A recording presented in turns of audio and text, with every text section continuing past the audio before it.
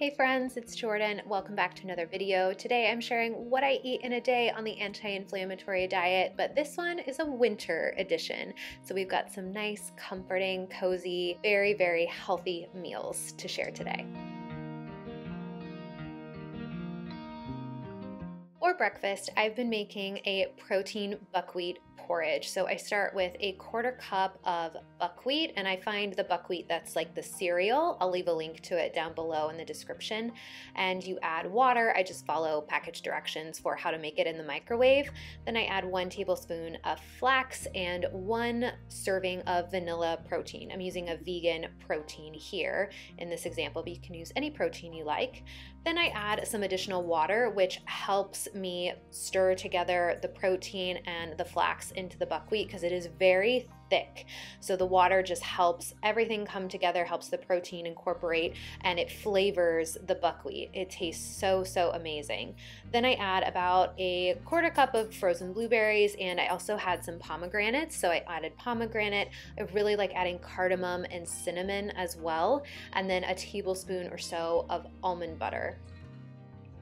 So I really just make it just like I would make oats, but I'm really finding that I love the buckwheat. And then I sprinkled on some pumpkin seeds. Pumpkin seeds are really high in magnesium and zinc, so I try to get a spoonful of those about every day these days. Even though buckwheat is called buckwheat, it is actually a gluten-free grain, and it's actually a seed, and it's packed with nutrition. Lots of protein, lots of fiber, and really good for balancing blood sugar. For lunch, I've been loving an all veggie hash with eggs and beans. So I start by heating a skillet and I just do a quick spray of avocado oil. Then I add literally whatever vegetables I have on hand. So today I had some grape tomatoes, some bell peppers, and some red onion. So I just go ahead and add those in there, stir them around. I typically add salt and pepper as well to each layer of vegetables and just kind of cook that over medium heat, let those vegetables sweat down. Then I had some frozen broccoli. I used about a little over a cup or so of frozen broccoli that I just chopped up. There I added a little bit more salt and some freshly cracked black pepper. And again, just heating that through so that the broccoli is nice and tender. I love using frozen vegetables because it just is so quick to cook them on the skillet. I also had some local arugula that I just needed to use up, so I put that in at the end to let it wilt. And then I added half a cup of cannellini beans. I love adding just some beans for some extra fiber and the protein, and they just really like fill me up without needing to add any grains. So I've been trying to do some beans a lot more here recently, and I find if I do half a cup or less, my digestion is still really good.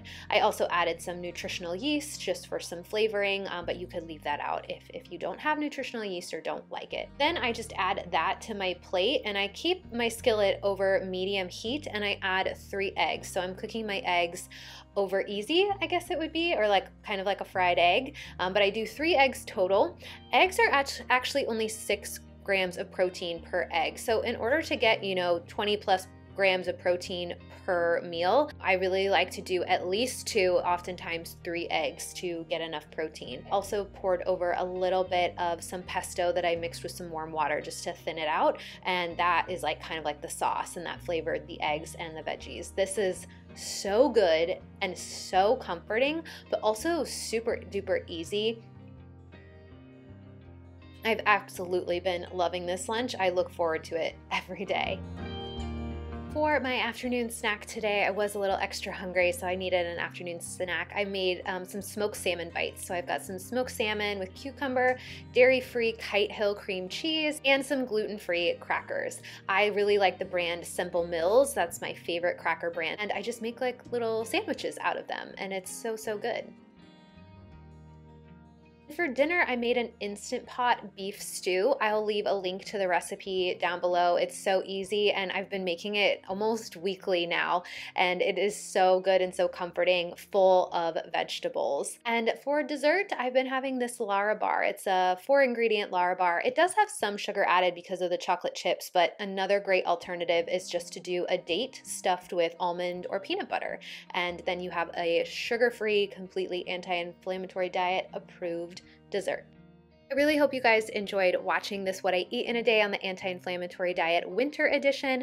Make sure you like, comment, subscribe. Make sure to sign up for my newsletter. The link is down below. I send that out each week with things that I don't share anywhere else, with some really great lifestyle and wellness tips.